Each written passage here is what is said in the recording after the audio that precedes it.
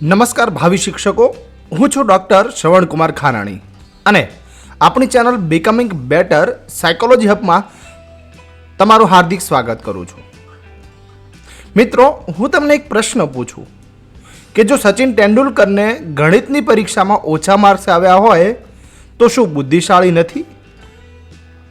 જો લતા મંગેશકર વિજ્ઞાનના અઘરા સમીકરણો ન ઉકેલી શકે તો શું તેમનામાં બુદ્ધિ નથી?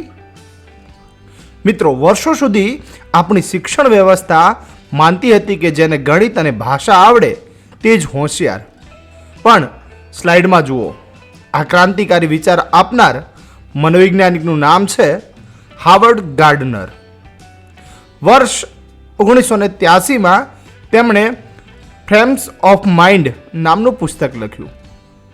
તેમનો મુખ્ય વિચાર એ હતો કે બુદ્ધિ એ કોઈ એકાંકી એટલે કે સિંગલ તત્વ નથી, પણ તે અનેક સ્વતંત્ર ક્ષમતાઓનો સમૂહ છે. આજનો આ વિડીયો તમારી આવનારી પરીક્ષાનો 1 માર્ક પાક્કો કરી દેશે. તો ચાલો સમજીએ હાવર્ડ ગાર્ડનરનો બહુવિધ બુદ્ધિનો સિદ્ધાંત. હવે આ બીજી સ્લાઇડમાં સિદ્ધાંતના પાયાની વાતો સમજીએ.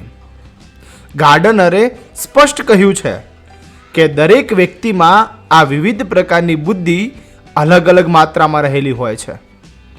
આ બધી બુદ્ધિઓ એકબીજાથી સ્વતંત્ર રીતે કાર્ય કરે છે, પણ કોઈ ચોક્કસ કાર્ય કરવા માટે તેઓ એકબીજા સાથે આંતરક્રિયા એટલે કે ઇન્ટરેક્શન કરે છે. ચાલો ઉદાહરણ સહિત સમજીએ.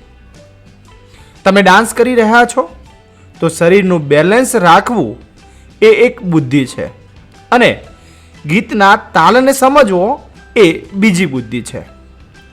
ડાન્સમાં આ બંને બુદ્ધિ ભેગી થઈને આંતરક્રિયા કરે છે. અને હા મિત્રો, ખાસ યાદ રાખજો, ગાર્ડનરે શરૂઆતમાં 7 પ્રકારો આપ્યા હતા, પણ 1999માં તેમાં 8મો પ્રકાર ઉમેરવામાં આવ્યો છે. ચાલો હવે પછીની સ્લાઇડમાં આ 8 પ્રકારો જોઈએ. તો ચાલો જોઈએ કે આ 8 પ્રકારની બુદ્ધિ કઈ કઈ છે. આ સ્લાઇડમાં માત્ર તેના નામ પર નજર કરી લઈએ. એક ભાષાકીય બુદ્ધિ, બીજું તાર્કિક ગાણિતિક બુદ્ધિ, ત્રીજું અવકાશીય બુદ્ધિ, ચોથું શારીરિક ગતિલક્ષી બુદ્ધિ, પાંચમું સંગીતલક્ષી બુદ્ધિ, છઠ્ઠું આંતરવૈયક્તિક બુદ્ધિ, સાતમું અંતરવૈયક્તિક બુદ્ધિ અને 8મું છે નૈસર્ગિક બુદ્ધિ. આ 8 નામ જોઈને ગભરાવાની જરૂર નથી. આપણે આગળની સ્લાઇડમાં તેને ઉદાહરણો સાથે મગજમાં બરાબર ફિટ કરવાના છીએ. તો તૈયાર છો ને મિત્રો? જો આ સ્લાઇડમાં પહેલા 4 પ્રકારોની સમજૂતી મેળવીએ. પહેલું છે ભાષાકીય બુદ્ધિ. મિત્રો, જેની પાસે શબ્દો, ભાષા, અર્થ અને લેખન પર જબરજસ્ત પ્રભુત્વ હોય તેનામાં ભાષાકીય બુદ્ધિ વધારે હોય છે. ઉદાહરણ તરીકે આપણા રાષ્ટ્રીય શાયર ઝવેરચંદ મેઘાણી અને અમિતાભ બચ્ચન. બીજો પ્રકાર છે તાર્કિક ગાણિતિક બુદ્ધિ, એટલે કે તર્ક કરવો, ગણતરી કરવી અને જટિલ સમસ્યાઓ ઉકેલવાની ક્ષમતા. ઉદાહરણ તરીકે આલ્બર્ટ આઇન્સ્ટાઈન અથવા શકુંતલા દેવી. ત્રીજું છે અવકાશીય બુદ્ધિ, એટલે કે ત્રિપરિમાણીય એટલે કે 3D જગ્યાઓ, આકારો અને દ્રશ્યોને મનમાં સમજવાની ક્ષમતા. મિત્રો, આ બુદ્ધિ આર્કિટેક્ટ અને પાયલોટની અંદર વધારે હોય છે.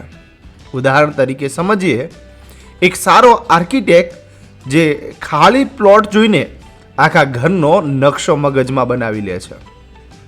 અને ચોથું છે શારીરિક ગતિલક્ષી બુદ્ધિ, એટલે કે પોતાના શરીરના અંગો પર સંપૂર્ણ નિયંત્રણ અને ચોકસાઈ.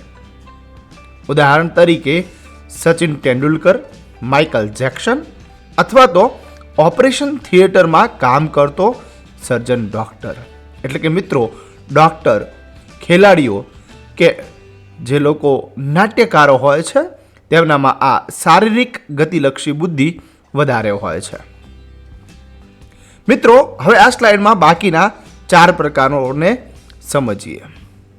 5મો પ્રકાર છે સંગીતલક્ષી બુદ્ધિ, એટલે કે સૂર, તાલ, લય અને અવાજના આરોહ અવરોહની ઊંડી સમજ. દાખલા તરીકે લતા મંગેશકર કે AR રહેમાન, એટલે કે કલાકારોની અંદર આ બુદ્ધિ ખૂબ વધારે પ્રમાણમાં હોય છે. 6થું છે આંતરવૈયક્તિક બુદ્ધિ. ઇન્ટર એટલે કે 2 લોકો વચ્ચે અન્ય લોકોના ભાવો અને વર્તનને સમજવાની ક્ષમતા. ઉદાહરણ તરીકે એક સફળ રાજનેતા કે સેલ્સમેન જે તમારો ચહેરો જોઈને મનની વાત સમજી જાય છે. અને બુદ્ધિનો 7મો પ્રકાર છે અંતરવૈયક્તિક બુદ્ધિ. ઇન્ટ્રા એટલે પોતાની અંદર, પોતાની જાતને, પોતાની લાગણીઓને સમજવાની ક્ષમતા એટલે અંતરવૈયક્તિક બુદ્ધિ. ઉદાહરણ તરીકે ગૌતમ બુદ્ધ, સ્વામી વિવેકાનંદ કે મોટા તત્વજ્ઞાનીઓ, એટલે કે આ બુદ્ધિ તત્વજ્ઞાનીઓમાં અથવા સાધુ સંતોની અંદર વધારે પ્રમાણમાં હોય છે. અને 8મું છે નૈસર્ગિક બુદ્ધિ. આ છેલ્લે ઉમેરાયેલી બુદ્ધિ છે. પ્રકૃતિ, વનસ્પતિ અને પ્રાણીઓ પ્રત્યેની સંવેદનશીલતા એટલે નૈસર્ગિક બુદ્ધિ. ઉદાહરણ તરીકે આપણા ખેડૂત મિત્રો અથવા ડિસ્કવરી ચેનલ વાળા બેર ગિલ્સ, એટલે કે તેઓ વાતાવરણ જોઈને તરત જ અનુમાન લગાવી લે છે. હવે છેલ્લી સ્લાઇડ જે પરીક્ષા માટે સૌથી અગત્યની છે. આ સિદ્ધાંતનો શૈક્ષણિક ફલિતાર્થ શું છે? ગાર્ડનર કહે છે કે શિક્ષકે વર્ગખંડમાં વ્યક્તિગત ભિન્નતા, ઇન્ડિવિજ્યુઅલ ડિફરન્સીસનો સ્વીકાર કરવો જોઈએ. તમારો દરેક વિદ્યાર્થી અલગ છે, એટલે માત્ર એક જ પદ્ધતિથી ભણાવવાના બદલે વિવિધ શિક્ષણલક્ષી પદ્ધતિઓનો ઉપયોગ કરવો જોઈએ. દરેક બાળક કોઈને કોઈ ચોક્કસ ક્ષેત્રમાં વિશિષ્ટ છે જ, બસ આપણે તે ઓળખવાનું છે. તો મિત્રો, આ હતો હાવર્ડ ગાર્ડનરનો બહુવિધ બુદ્ધિનો સિદ્ધાંત. મને કોમેન્ટમાં જરૂરથી જણાવજો કે તમારા મતે તમારા પોતાનામાં આ 8માંથી કયા પ્રકારની બુદ્ધિ સૌથી વધુ જોવા મળે છે. જો તમને આજનો આ કન્સેપ્ટ બરાબર સમજાઈ ગયો હોય તો વિડીયોને લાઈક ચોક્કસ કરજો. સ્પર્ધાત્મક પરીક્ષાની તૈયારી કરતા તમારા મિત્રો સાથે આ વિડીયો શેર કરો. અને હા, મનોવિજ્ઞાનના આવા જ પાવરફુલ વિડીયો માટે આપણી ચેનલ બીકમિંગ બેટર સાયકોલોજી હબને અત્યારે જ સબસ્ક્રાઇબ કરી લો. મળીએ આગામી વિડીયોમાં બુદ્ધિના એક નવા સિદ્ધાંત સાથે. ત્યાં સુધી વાંચતા રહો અને આગળ વધતા રહો. ધન્યવાદ. આભાર.